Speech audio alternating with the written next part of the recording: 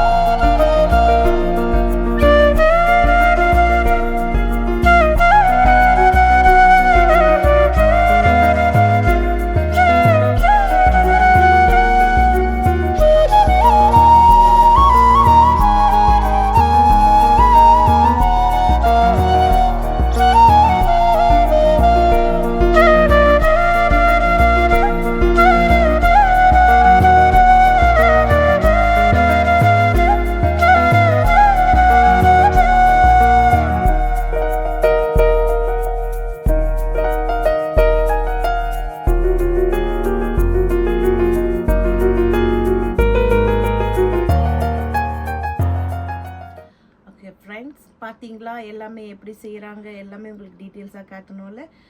இதோட அடுத்த வீடியோவில் உங்களை சந்திக்கிறேன். பாய்.